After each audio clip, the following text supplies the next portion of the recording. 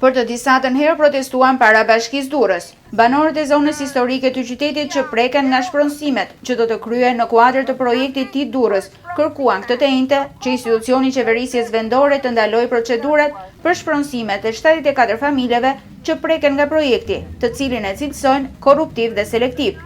Njëkohësisht u kujtuan deputetëve socialistë që janë shprehur pro projektit në fjalë se nuk kanë ardhur t'i takojnë dhe të ulen të diskutojnë me këto familje që humbin shtëpitë dhe bizneset. Sot në kemi dalë në protestë sepse shohim që bashkia po vazhdon me procesin e shpronësimeve. I themi bashkisë Durrës, kryetaris të bashkisë dhe të gjithë administratës të ndaloj procedurat e shpronësimit. Këta këtu janë njerëz, nuk janë letra dhe viza kuadrate në hartë. I kërkoj deputetëve që rinë atje në përstola edhe më përdridhen mua me ato gënjeshtra, është shumë i bukur projekti.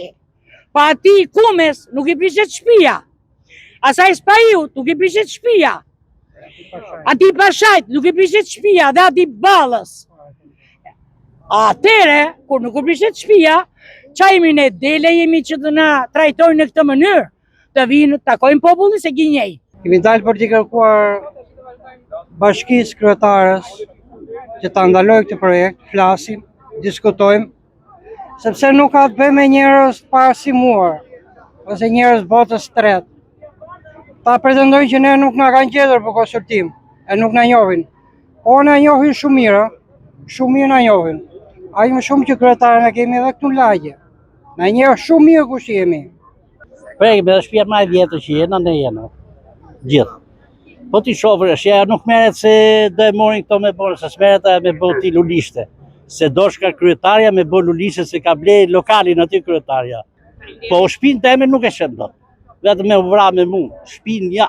Gjatë ubimit në sheshin qendror të qytetit, qytetarët Durrësak, që mbrojnë kauzën e familjeve të prekura nga projekti TIT, patën mundësi të firmosin peticionin kundër shpronësimeve të padrejta, siç e cilësojnë banorët e prekur vlerat e dëmshpërblimit. Ju e cilësoni të drejtë kauzën e këtyre qytetarëve Durrësak? Po, shumë të drejtë, se është hajdutlik këtu. Kundërshtit e banorëve që preken nga projekti TIT kanë bërritur dhe në dyert e gjykatës administrative dhe SPAK-ut, por gjyqësori nuk ka pranuar sigurim padine banorëve. Nga ana tjetër, SPAK-u ja ka përcjell çështjen gjykatës administrative. Çuditërisht gjithë rastet tona i bien vetëm të njëjtës gjyqtare. SPAK-u gjithashtu thotë që kjo është një çështje për administrative dhe kjo është një rast i qartë korrupsionit i hysh rast për rast. Por gjithsesi ne do bëjmë shpallje të tjera në SPAK. Ju e keni një familje njësoj si që kanë dhe këta banorë. Ju keni fëmijë njësoj si që kanë këta banorë. Ju gjithashtu keni nëna, baba.